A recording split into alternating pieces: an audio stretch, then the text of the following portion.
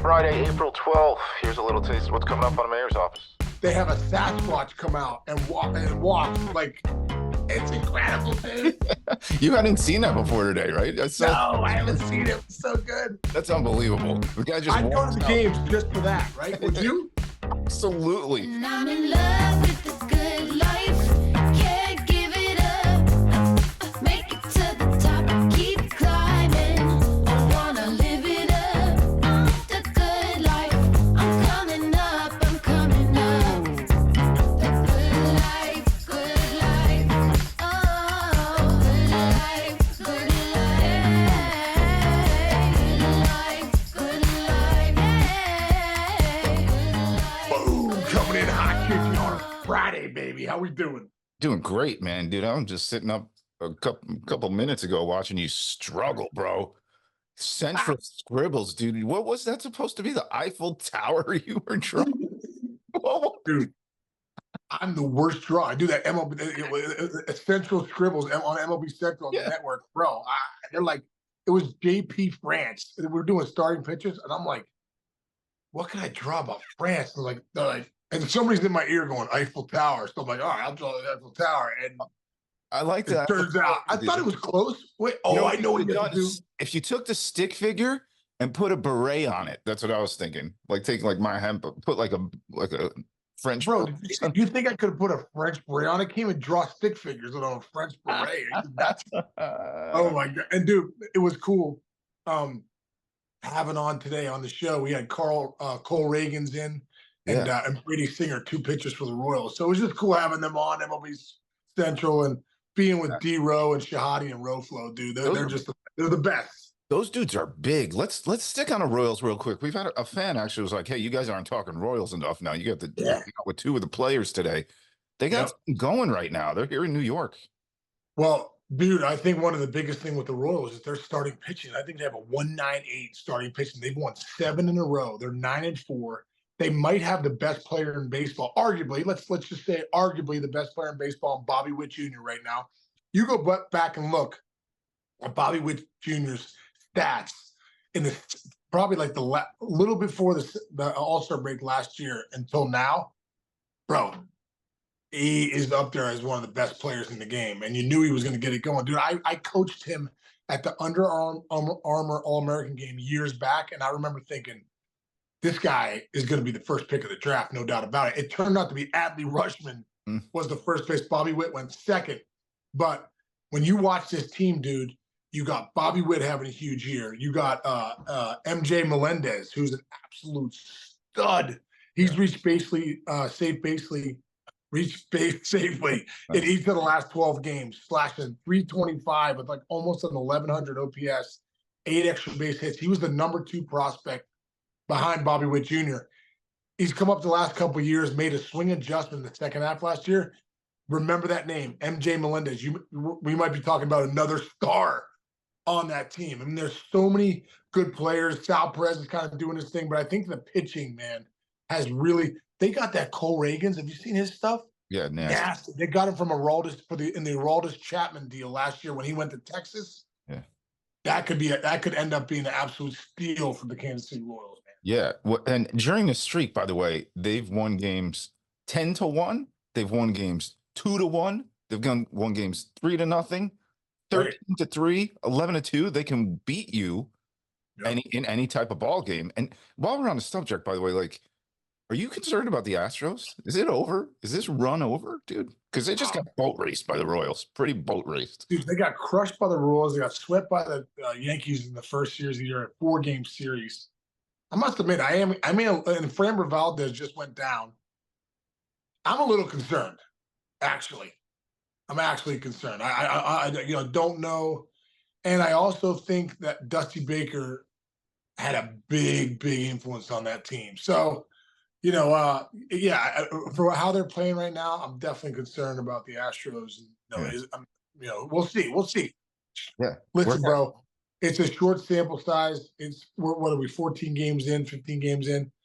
There's still 145 to go. That's a lot. It's a lot of games. But they are 10, 3.5 back. You want at the end of April, you don't want to be back how far? You don't want to be more than like 5 games back? Yeah, because they all count. You remember we always say, like, oh, you look at the games at the end of the year, like, oh, what about April? You guys, Yeah. terrible. Dude, Terrible. I want to talk. Remember in the offseason we talked about Michael Wacha? Remember you were big on him. Yeah. You're like, Michael Wacha's out there, dude. The Royals signed him Mm-hmm. for 2 years, $32 million. Good for them, and he's doing great, dude. Yeah. Wacha has allowed 3 runs in 5 innings versus Orioles in his first start, and then last Saturday against the White Sox, he gave up 2 hits over 7 scoreless, 3-0 win. I mean, Yeah. like you said, you got Brady Singer, you got Reagans, you got Wacha. That rotation has been great, and also too, bro. Have you seen when Vinny Pasquantino, when he gets a hit, he's 6 for 8 with 3 extra base hits and 8 RBIs the past 2 days. When he gets a hit there, they have a Sasquatch come out and walks. Like, it's incredible, dude. You hadn't seen that before today, right? No, I haven't seen it. It's so good. That's unbelievable. The guy just I'd go to the games just for that, right? Would you? Absolutely. It's so funny. Who was it? Lauren tried to draw his face today, and one of the teammates was like, he actually kind of looks like that because it's all just hair and a mug. Oh my God, dude, they got a thing going. By the way, back to Walker real quick. 14-4 with a 3.22 last year. Right. Let's go. Yeah, I can't believe he was just sitting around. He was just sitting around. Anybody could have had him. Meanwhile, real quick, Jordan Montgomery was sitting around for a while. Signs that deal. It's like 1 year with an option. He could wind up making $50 million over the next 2 years, which is not really bad. However, he just fired Boras, dude. Fired Boras. Oh, that interesting. You have to wonder if teams are gonna. I don't know. You have to wonder if Boras has been so tough over the years. You're wondering if they're gonna start. Who knows? Doing that to his clients or whatever. But who knows? At the end of the day, Boras is the best in the industry as far as getting his clients what they're worth. This offseason was definitely weird for him, with Bellinger and Snell and Jordan Montgomery just not getting really what they're worth. Yeah, well, he's got Juan Soto sitting there for next offseason. He'll make all that money back if he wants, dude. It'll be a big one for him. If Soto continues to be this good, to be this type of a teammate, and to embrace the Yankees so much, like, he's made an impact on and off the field. Well, let's start talking about what he's going to make. Yeah. He's how old? 24? 24? No, I think he's Hold is on. he 20? Yeah, I think he's 25. He's 25, dude. He's 25. 25 on his 1, 2, 3, 4. It's like he's a 7-year veteran. He's 25 years old. I know, it's incredible to keep up. Yeah, and I feel like he's only getting better. Makes everybody in the lineup better. He's a perfect fit for the Yankees. You know what I mean? Like, but the whole thing with him, dude. Don't forget he turned down $450 million with the Nationals. It looks like he might have been right. Yeah, how about that? Imagine that.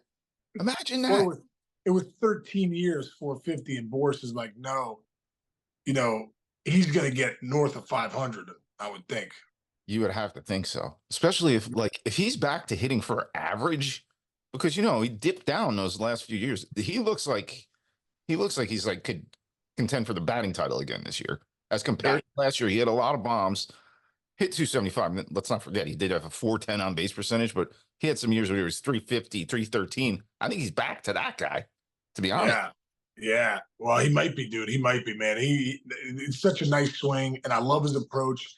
I think we talked about this the other day, but at the end of the game, they were talking about he went double down the left field line on a heater and then hit a changeup out of the ballpark to right field. And Meredith Markle, who I love, said she said, hey, listen, are you going to start using that right field short porch, and maybe try to go for it?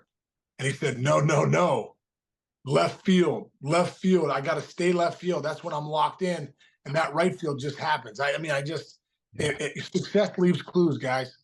If you're a hitter out there, or you're a coach, or you're a dad, try to get your kids going the other way. It sets up the whole bat path. It'll set up a great swing. Yeah, Listen to Juan Soto. Yeah, and by the way, this is a guy that hits 30 homers. He can hit 30 home runs in a year. Have you noticed he's been hitting a lot of low line drives and a lot of ground balls through holes? And Yes.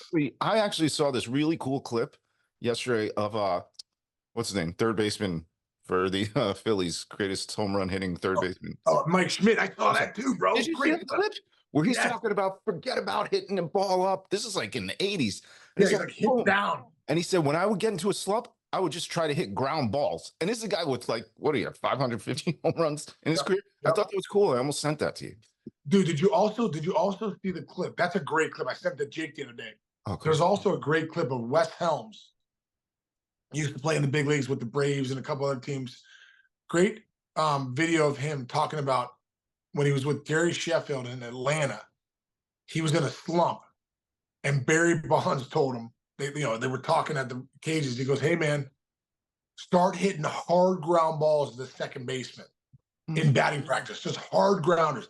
So he said that day in BP, started hitting hard grounders. He said Sheffield went off for the rest of the year, hit like 370, Wow. liners everywhere, rockets, but that feel of getting on top of the ball, low line drives or hard grounders, Yeah. to shorter second, and that because in the game that swing plays on the plane of the ball. Yeah. Let's stay right there because I was watching the Mets game the other day, and Pete Alonso's up, and it was like the first inning. I got to give Keith Hernandez he was so great that day because Pete has been fouling balls straight back, like which you say, normally that means you're doing it right. You're just a little off, and in the first inning, Keith was like, I kind of told him the other day. He said he told Alonso the other day. He's like, you are right underneath everything. He's like, maybe take a game and just start trying to hit grounders, man, because you're a centimeter off. He's like, maybe if you just kind of like just change your mindset, try to hit a grounder or two. And it's funny. It's like 3 days in a row. I've heard people saying, you want to get right, try to hit it down, hit on that downward play. We're not, this is starting to, not everybody's doing it anymore. Yeah. Well, start to realize like this isn't sustainable. I really believe that. You know what I mean? Yeah. And I just think where your focus goes, your energy flows. Where your focus goes, your intention flows.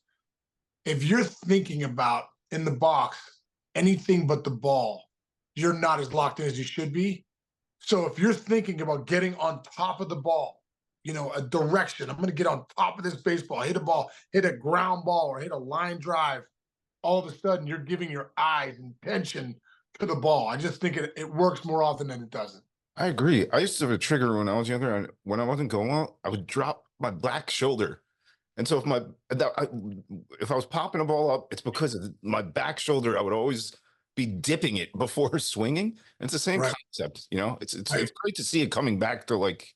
I love it. Yeah, nice. Hey, you know what? There's a couple other guys I saw. You ripped through some of them on Central today. Pick up a couple names off of that list you had. Yeah, off some studs that you love so far this year. Well, Ryan McMahon is raking out there in Colorado, just really going off. I mean, he's really been driving the baseball this season. He's kind of a guy you always thought would be a perennial all-star, but he's just been a pretty good player. But maybe this is the year he totally breaks out. But he's off to a hot start. MJ Melendez, we talked about for the Royals. This kid's got a chance to be an absolute star. And when we faced him last year with the Yankees, I remember seeing him going, who's this kid? Like, ball was jumping off his bat. Josh Naylor, dude, out there with the Cleveland Guardians, this guy rakes. Hit 308 last year with 17 pumps, 97 RBIs. Already has 3 home runs. And get this, Chinch, I think he's hitting 333, 3 bombs, 3 doubles, 5 walks, 4 Ks. Oof. You got to love that, dude. You look at a guy like Josh Naylor, oh, he's punching out a lot. No, dude. He's not punching out, and he's walking more than he's striking out, which is incredible. It's incredible. So that's a guy, that's awesome. We also talked about Volpe. He's obviously, had a great beginning of the season. And we talked about Mike Trout too. I mean, don't sleep on Mike Trout. 6 bombs. Tyler O'Neill out there in Boston, dude. 6 bombs, leading the league too, right there with Trout. Could be another dumb trade for the St. Louis Cardinals when. Don't forget about the outfielders. They had Randy Arozarena, they had Adolis Garcia, and now Tyler O'Neill. I mean, hey, crazy. Hey, 3 stars. Nice. One thing back to Trout. Like you're promoting. Like if you have if you're like happy in your life, you're happy in your job. I just noticed today, Mike Trout, they just announced they're having a baby boy. So So he's great. probably like just in such a good mindset. And like, I got to think it translates a little bit when you're in a really, really good place everywhere else. You're really good in your job. It's probably similar in baseball, I would say. Dude, I know when I had my kids, I had Andrew in 2001. I was 27. Wow, incredible. 27 years old, and then Jake came in 2003. Like, it's like it is definitely something about having kids, going home to kids, keeps things in perspective. You know what I mean? It's great. It makes you a better player, I think. Yeah. Which one of your kids pooped all over the weight room? Jake pooped all the weight room. He was like 2 years old. Matt Krause, the weight guy, comes in. He's like, hey, Case, I think we got a problem. I go, what happened, dude? He's like, your son had a little accident on the exercise bike. I go in there and just, not only did he have an accident, had an accident, stepped in it, and then was running around the weight room. I'm like, oh my God. I'm in full uni making $8 million a year scrubbing the floors. Like, just, Oh, dude, I'll tell you one real quick. We have like one of those Roomba vacs. You know those little robo vacs? Oh, love it. I have one of those. All right. So when Bella was getting older, at one point, like towards the end of her life, she would every once in a while she would go in the house, but steak, dude, Roomba ran over. Oh my God. And we didn't know it. Oh no. You talk about like the skid marks, you say, dude? It looked like a NASCAR race happened in the entire front of the house. What? Just got a toothpick, and it's got like wheels, almost like a Jeep Wrangler wheels with the divots in them. Those things. Yeah. Just gets Q-tips, and she's standing over the sink, and I go, "Don't you dare put one of those Q-tips up to that thing." I go, "We are throwing this thing out today, and I'm ordering another one tomorrow." I'm like, "You are not going through the motions of going in every spoke of every wheel." I'm like, "We got to clean this house first." Oh my God, dude! Did it all through the kitchen? All through the kitchen, all through the front living room. We had a little rug, a little area rug in the front. Oh man! Wait, were you guys not home? No. Jess was upstairs showering. I was down here working. I think I was doing the show with you or something. And then we go upstairs and we're like, Jess is like, "What is this? What happened?" I'm like, "I didn't do it." I'm like, "You think I did this?" Did it smell so bad, dude? Oh, it was terrible. It was a terrible experience. And if you go online, like it's all over TikTok or like Instagram, that happens to people way more than you think with indoor dogs. My God! And you and Jess are like the cleanest, neat. Your house is so neat and clean. Like, you must have been beside yourself. Oh my God! So funny. It was funny. Speaking of beside himself, we got to talk about this. I'm gonna read Bob Nightingale, dude. The Ohtani thing. Okay, we said he's exonerated, right? But dude, we did not know the scale of which was going on here. 19,000 bets. This is by the interpreter. Average bet $12,800. That's a small vehicle. Total losing bets, Sean, 182.9 million. Oh my God. Winning bets 142.2 million. He got a bunch of it back.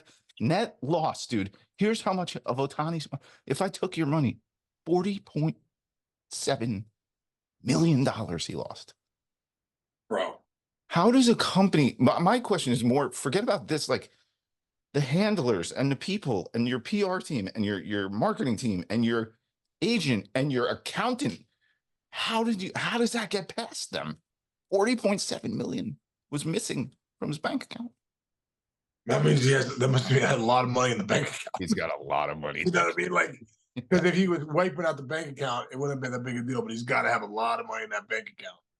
Absolutely insane. I mean, there's really. Dude, I think the great thing about this, Chinch, is that all this information coming out, and the feds don't mess around, dude. If the feds are involved, they're uncovering everything you've ever done in your life. And this guy and whoever the fact that they have all this information about the interpreter, now means that let's have some closure on this. Shohei Ohtani is a victim of fraud. Shohei Ohtani is a victim of theft. You know what I mean? So like, let's stop with the, hey, he's putting bets on, listen, at the end of the day, he literally got robbed. He got robbed, and right now with a guy that he trusted, a big time, was his right hand man. It's almost it's a pretty sickening thing. Yeah. It's a big lesson learned, obviously, but I love it that the feds did this investigation so that we can have closure to know Shohei Ohtani never bet on baseball. Shohei Ohtani did not know this was going on. Shohei Ohtani was a victim of fraud and the victim in this case of theft. It's unbelievable, dude. Dude, when I get like a $4 like Apple Auto charge on my bank account, I'm like, what is this? Where did this $4 come from? What is this? Did I buy some app? What's happening? Imagine it being $40.7 million. 40 like you gotta throw up over that. Don't tell me. I can't even think that's a stomach turner right there. That's like freaking that's definitely that's ridiculous. I do the same thing, dude. Whenever I look at my credit card bill, I'm like, $10.99 for PlayStation. What's going on here? It's like the kids are buying like something. No. I remember once Harold's kid Andrew, when he was a kid, they didn't have like a lock on one of their apps, and he spent like $450 on like upgrades to some little kid video game. Does that happen to you? My daughter did that on Roadblocks, the game Roadblocks. Yeah. Jillian was like 8. I go, there's like $250 on my account. She didn't know. She's like hitting the button. Yes, yeah. Buy more blocks, buy more coins. I felt bad. I had to call her out one day. I had to come to Jesus moment. I'm like, listen, Jillian, are you hitting a button on Roadblocks that's charging us like $20? She goes, yeah, I just hit that button right there. I go, that's real money. That's not fake. But it was my fault because like all my stuff was so accessible. So I had to it's so funny, man. Oh my God. Oh, it's hysterical, man. It's hysterical. Anyway. What do you got going on this weekend, Chinch? Dude, big weekend. Going to my wife's job, which is a pretty cool thing because she works for the Mets. So I'm going. And then dude, I'm going Sunday. Really excited about this one. Doc Gooden jersey or number retirement day, dude. Bro, that's so cool. That is so cool. Dude, I love me some Doc Gooden. He's just one. I got a chance to cross paths with Doc a few times. Like I said, I lockered next to him in my first big league camp with the Indians, 1998. He could not have been sweeter and nicer to me. So I'm so great. I'm so happy for Doc Gooden, man, that he gets his due. I mean, no one should ever wear 16 ever again, dude. Ever. No. Doc Gooden. And they're doing Strawberry too, right? Strawberry later in the season, which those guys they're heroes. They're superheroes in this town. They're heroes, dude. Yeah. Whenever you talk Mets, especially '86 Mets, Gooden, Strawberry, and Gooden, Strawberry, and Gooden. Oh, those are the years. Numbers, dude. He was 19 years old. He was the best pitcher in baseball at 19 years old. Obviously, he went through all those tough moments, but like he's back. I'm so glad they're doing this for him. Like you can tell. There's been so many interviews on like SNY. They're covering. Yeah, he's like touched. He's still touched, right? He's like choked up about it. Completely choked up about it. And it's going to be a great thing, man, because he's about as legendary a figure in New York sports history as there is. Yeah. He should have been. I got something for you. Did you know this? Part of your Cincinnati Reds, this is before you got there. Remember when they smoked the who was it, the A's? In World Series? Yeah, 1990, yeah. Yeah. So interestingly enough, Jose Rio didn't really make it until he was a little later on in his career with the Reds. Yeah. Here's why. When this was a big story in New York, Doc Gooden comes up and he's getting all the headlines. George Steinbrenner hated when the Mets got the back page over the Yankees. Hated it. So they had a prospect. It was Jose Rio. And they're like, bring him up. And like, all those guys like Stick Michael, they're like, he's too young. He's not ready. He's not ready. And he's like, I don't care. Bring him up. We need our Doc Gooden. He's our Doc Gooden. They brought him up. Didn't do well. Hurt his arm. And then the Yankees lost him. He winds up with the Reds and becoming like a Reds. He's a wow. I didn't know, dude. I did not know this. It's a good story, right? That's really cool. That is really cool. And Jose Rio, dude, he's the reason they won it in 90. They couldn't touch him. That slider. Yeah, that was it. Yeah, but they brought him up to they rushed him in the Bronx to try to steal the headlines back, and it didn't work out for him. Wow, I did not know that, dude. I did not know that, dude. Jose Rio, do you remember the comeback he made in 2002? He came back with the Reds, dude. When he came out of the pen for the first time, I didn't realize how big a deal Jose Rio was until he came out of that bullpen, dude, and that freaking place almost came down. Yeah, there you go. There you go. Oh, here, by the way, I'll give you some numbers. 1984 with the Yankees, 19 years old. Okay. Wow. 2-8 with a 4.76 in only 6-7 innings, and they got rid of it. He wound up going to Oakland, struggled a little bit. Then he gets to the Reds, and the rest is history, dude. He's pretty. Dude, Eric Davis used to tell me a great story. He said Jose Rio would come up to him before every start, and no, Eric Davis would go up to Rio. He was like, "What do you need today, Jose?" He's like, "Get me 2 and it's over. Get me 2 and it's over." Wow. And he said one time they were in the playoffs, and I think it was in the World Series, and maybe he gave up a run early or something. He's like, "Get me 3, game's over." And I think they might have won 3-2. I don't know the exact score, but it was something like that. That's sick. He went up to AD. He's like, "Hey, tell the boys, get me 3 today. I got the rest." Wow. Love that. Yeah, dude. Love that, dude. Yeah, I love cool. it. All right. Yeah. So you got any big Hey, plays? one other quick story on top of that. Let's go. I was at Seth Meyers the other day, and the security guard there used to be a former NYPD policeman, John. Great guy. He's a big Mets fan, so he's always joking around how Seth Meyers is coming out and with monologues about the Mets. Kind of gives zingers to the staff because a lot of them are Mets fans. So it's kind of funny.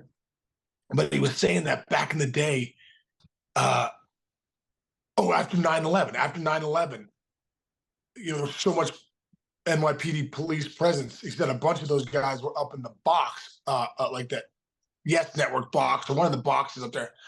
And he's like, a few of them were Mets fans. He said they had like a size of a phone kind of watching the Mets game on there. Oh. And someone came up to him and they say, "Hey, listen, if Steinbrenner sees that, he's like, he'll throw everybody out of the stadium." He's like, wow. He's like, if there was ever a Mets game on anywhere in Yankee Stadium, like you're gone.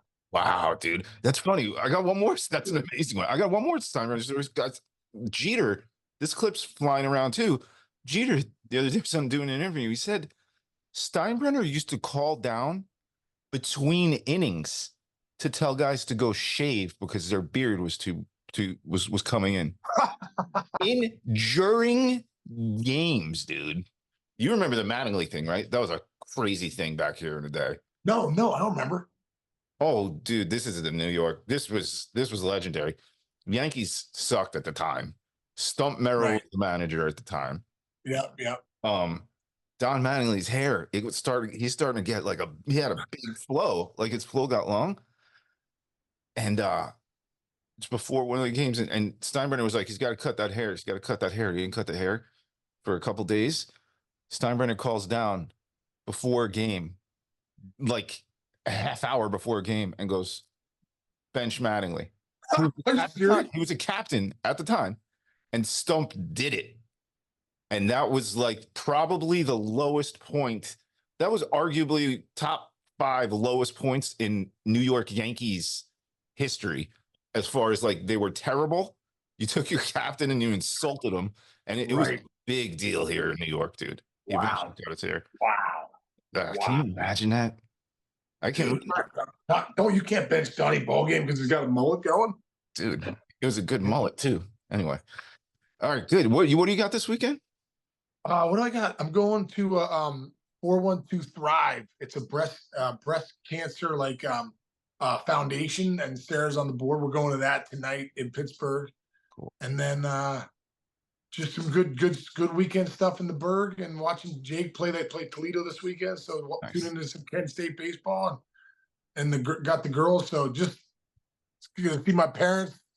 I'm coming home to see you guys. Love you guys. I know you're watching. And dude, all's good, man. It's gonna be a great weekend. So I hope everybody out there listening is gonna have a great weekend too. I think the weather's turned to Chinch. We're sunny skies.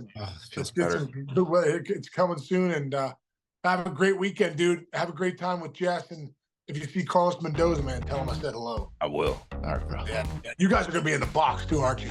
I don't know. We'll see. Yeah, you are. I know where your seats are. All right, brother. Have a great weekend. Thanks, everybody. See you, man.